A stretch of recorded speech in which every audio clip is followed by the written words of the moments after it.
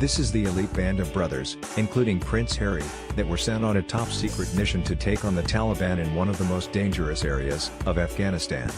Last week, the Mail on Sunday revealed how one of the courageous soldiers pictured here, Warrant Officer Nathan Hunt, is believed to have tragically killed himself after struggling to cope with the effects of battlefield trauma. Since then, two more members of Harry's Desert Reconnaissance Unit have come forward to say they too have suffered serious mental health issues as a direct result of their harrowing experiences in the war zone.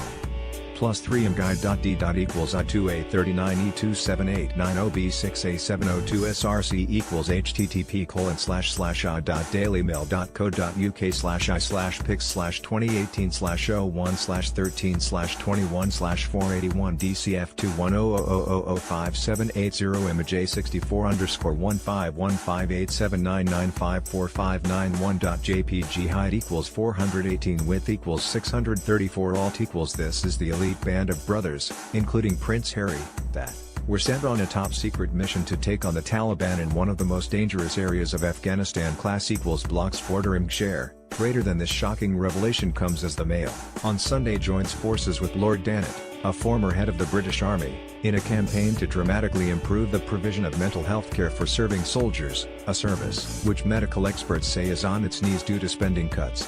Advertising read invented by Teeds. Prince Harry is also committed to improving mental health care for traumatized veterans.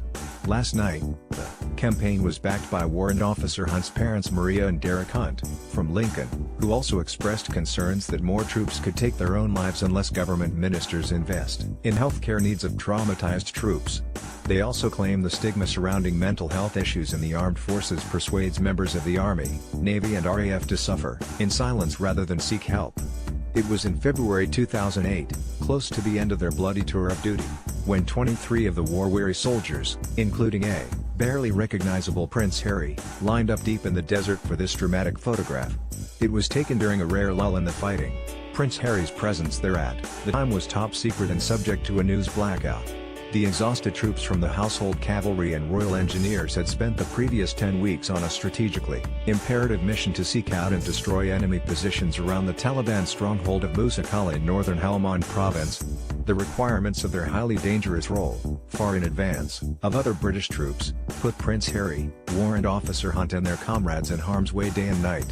They faced constant attacks from the battle-hardened Taliban who were determined to stand firm. To protect their territory, the enemy littered the ground with mines. As a result, 12 out of 30 of the unit's heavily armored vehicles were destroyed by improvised explosive devices, IEDs. Some of the crews suffered life-changing injuries. Revealed for the first time today, the recollections of these soldiers surely shatter once and for all the myth that Prince Harry was somehow kept away from danger during his first tour of Afghanistan. This popular misconception could not be further from the truth. Lance Corporal of Horse Mark Kershaw, from Windsor, who was 21 at the time, said the Prince's coolness under fire was remarkable. He was my vehicle commander. We would be huddled together bracing ourselves as we approached enemy positions and the Taliban engaged us. We'd watch their Chinese rockets arcing through the sky towards us. This was early on in the tour and surely the first time he'd ever been under fire, but he came through it like a hardened veteran. +3 mguide.d. equals IFD9B49 say74A6A70 DSRC equals http://a.dailymail.co.uk/pics/2018/01/13/21/481 DCF290000578 image A64151587997759.jpg height equals 498 width equals 306 alt equals Prince Harry's presence there, pictured, at the time, was top secret and subject to a news blackout. Class equals blocks Forder share. Greater than we'd hear the piercing whistle of the incoming missiles, then feel the shudder as the warheads landed close to our vehicle, but his demeanor never changed. He added, some guys would be rushing to find their protective helmets and body armor, but Harry would be there wearing his baseball cap, and calling in airstrikes onto the enemy positions. One incident, later in the tour, has stuck with Mark Kershaw. The daily flashbacks, which are part of his anxiety disorder, led him to wonder what effect the same incident had on Prince Harry. He said, definitely the worst time for me, emotionally, and maybe for him, was when we came under fire near Musa Qala. The enemy's rockets missed us but landed on a village nearby. 10 years have passed, so I forget the name of the village, but I cannot forget what I saw. Harry and I were standing together as the villagers lifted the dead and wounded from this airstrike onto wheelbarrows and pushed them up a hill, towards us. They were desperate for help, pleading with us. There must have been 10 bodies, decimated by the explosives, with limbs hanging off. It was horrific. Prince Harry and I did first aid on 3 of them, hopefully they survived. I relive that experience every day and I sometimes struggle to cope with it. The trauma of the battlefield has never left me. I'm having counseling and I just hope my condition doesn't worsen. Obviously I'm not the only one in the unit who's had problems. Nathan's death is a huge blow. He saved our lives so many times by finding mines. I know other guys from the unit who talk to me like they're still out in Afghanistan, using the same lingo we did then, talking about everyday life in Britain like it is a war zone. After my tours of duty I felt like the army forgot about me. Like I didn't matter to them. The treatment for serving personnel could be a lot better. It needs to be to stop guys taking the same route as Nathan did. Loco Kershaw, now 31, was medically discharged from the army in 2014 after suffering back injuries and hearing loss in a vehicle crash. He served 3 tours of Afghanistan. He is now an electrician. Like Hunt, Sergeant Robert Smith, 45, was also responsible for finding IEDs in Prince Harry's unit. He left the army in 2013 after being diagnosed by military doctors with chronic pain, anxiety and post-traumatic stress disorder, PTSD, as a result of his frontline experiences. Last night, he told the Mail on Sunday that the Army's failure to provide effective treatment for this condition had led him to plan 2 suicide attempts, but thankfully he did not proceed with either of them.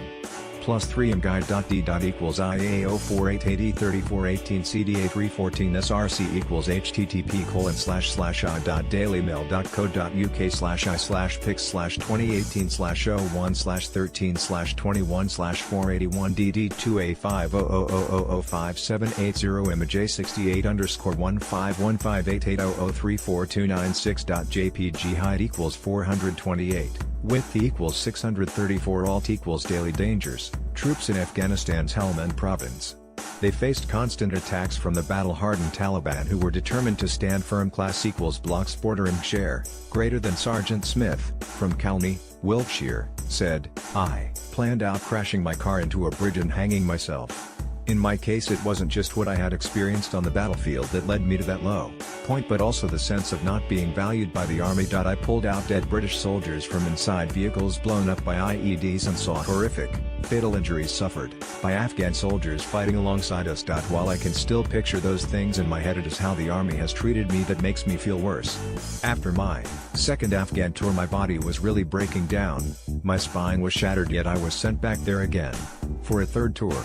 My body was breaking down and I sought help, yet I was not properly diagnosed for years. The army also managed to lose my operational service medal. I felt worthless and that every sacrifice I'd made for the army on the tour with Prince Harry and afterwards had been for nothing. Sergeant Smith can also recall the chaos that ensued in February 2008 after foreign media organizations leaked details of Prince Harry's deployment to Afghanistan, breaking a media blackout agreement negotiated between the army and the UK press.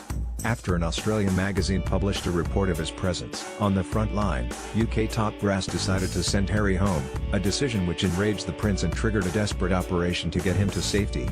As Sergeant Smith told the Mail on Sunday last night, this operation nearly led to Prince Harry's death. He said, "At the time we were on another reconnaissance mission somewhere near Musa Qala.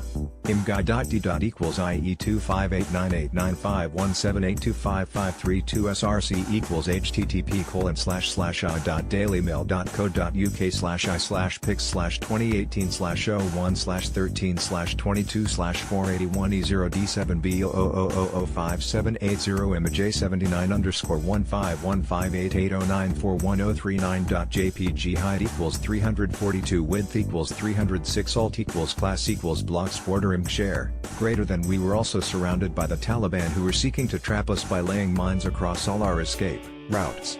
So when the generals said get Harry to safety now, the order wasn't remotely as simple to follow as it must have sounded to them. Officers were panicking on the radio and demanding that we drove him to a pickup point where a helicopter would take him to the main British base, Camp Bastion. I told them the route would have to be cleared first, but they were dismissive about the dangers. That was when I said, if you want Ginger to go home in a box we'll just crack on. Because that is what will happen if we don't go through the correct procedures first. Eventually, I persuaded them their timescales were unrealistic and Nathan Hunt and I did a proper job clearing the minds. That was typical Nathan, really calm and professional, doing everything the right way.